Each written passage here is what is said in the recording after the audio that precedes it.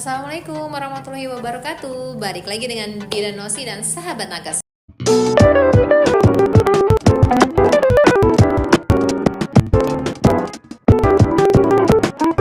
Kali ini Bida Nosi akan bahas-bahas soal lagi buat teman-teman yang belum prepare untuk persiapan catatannya. Ayo siapkan dulu dari sekarang. Dan yang belum klik tombol like dan subscribe-nya, jangan lupa untuk klik tombol like dan subscribe-nya ya, biar sahabat Nakas terus semangat saling berbagi buat teman-teman semua ya.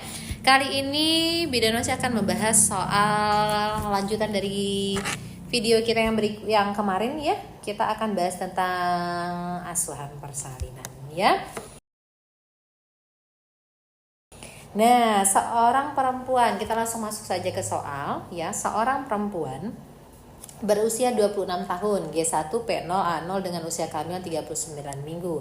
Datang ke rumah sakit untuk bersalin. Pemeriksaan menunjukkan TFU-nya 37 cm. Kontraksinya 4 kali dalam 10 menit, masing-masing selama 50 detik, di jijinya 146, pembukaan serviksnya sudah lengkap ya. Trabasakrum, trabasakrum serta ketuban sudah pecah dengan air ketuban bercampur mekonium.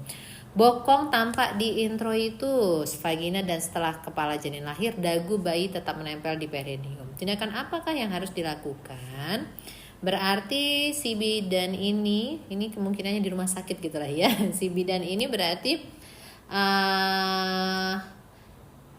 sedang menolong proses persalinan bokong. Ya, apa yang dilakukan pada proses persalinan bokong ketika ini, kalau kita perhatikan kepalanya, coba ya kita bayangkan dulu bahwa kepalanya itu sudah berada di introitus gitu ya, berada di bokong janin tanpa di introitus, dan setelah kepala janin lahir dagu bayi tetap menempel di perineum. Berarti begini nih, berarti kepalanya, leher ke bawah ini sudah lahir semua, termasuk bokongnya. Berarti kita sudah melalui fase mengendurkan tali pusat dan lain-lain. Berarti kita sudah masuk ke, termasuk di tekanan suprasimfisis ya, ketika bahu atas ya, itu sudah melewati itu. Berarti apa yang harus dilakukan? Menekan perut ibu untuk mempercepat proses persalinan? Sudah pasti tidak boleh ada tekanan pada perut ibu ataupun fundus pada proses persalinan bokong. Setelah itu menarik kepala bayi dengan kuat, apalagi ya, menunggu refleks spontan bayi. Atau ini bisa jadi, tetapi kan ini sudah dalam proses pengeluaran kepala, berarti ada teknik di persalinan bokong yang akan kita gunakan ya. Teknik apakah itu? Melakukan tekanan fundus juga tidak ya, berarti kita mengarah ke melakukan manuver Mauresio ya. Kalau misalkan tekanan suprasimfisis itu dilakukan pada saat bahu melahirkan bahu bayi. Jadi ketika bahu sudah mau melakukan penurunan, berarti adanya tekanan suprasimfisis. Tetapi di sini yang kita perhatikan berarti kepala. Dengan cara apa? Seperti menunggang kuda si bayinya gitu ya.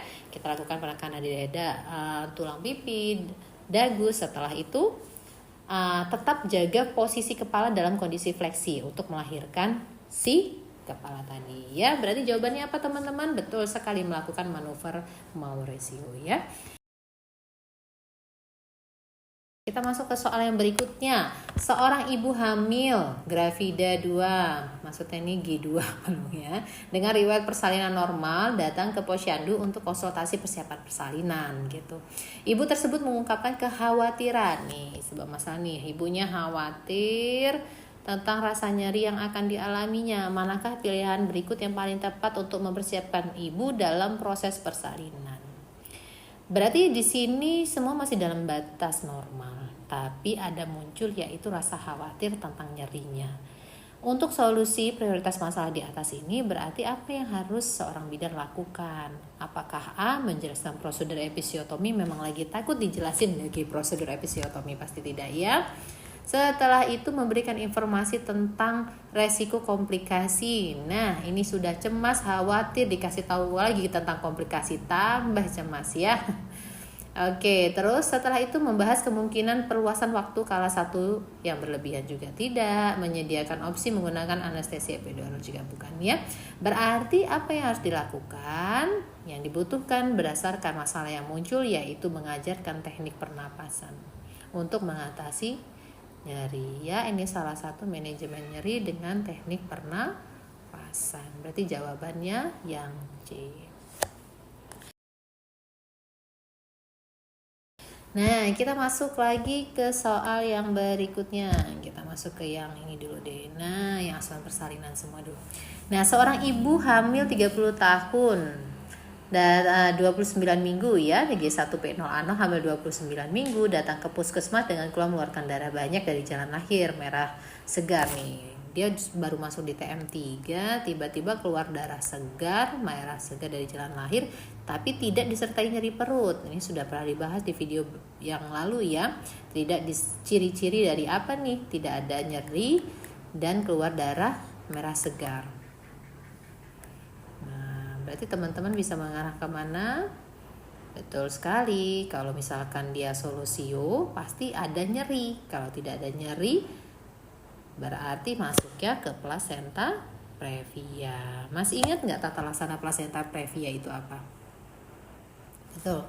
Tata laksana plasenta previa ketika memang ada kasus pasien itu datang ke tempat kita, berarti kita tidak boleh melakukan pemeriksaan dalam. Setelah itu melakukan pemasangan infus ketika memang sudah kita lihat ada tanda-tanda di sini perdarahannya sudah cukup banyak gitu ya. Boleh langsung dipasang infus dan lakukan apa? Rujukan. Betul sekali ya.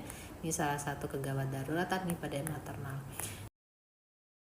Nah, buat teman-teman, kali ini Bidanosi sudah membahas mengenai beberapa soal-soal tentang kebidanan. Dan jangan lupa untuk berikutnya mungkin akan ada video-video mengenai pelayanan kebidanan di puskesmas yang terbaru. Dan jangan lewatkan video-video lain dari Sahabat Nakes, karena kita akan membahas mengenai pengelolaan pelayanan kebidanan terbaru yang banyak sekali versinya sekarang di puskesmas. Dan teman-teman terus update ya untuk materi-materinya. Terima kasih. Bidanosi pamit dulu. Wassalamualaikum warahmatullahi wabarakatuh.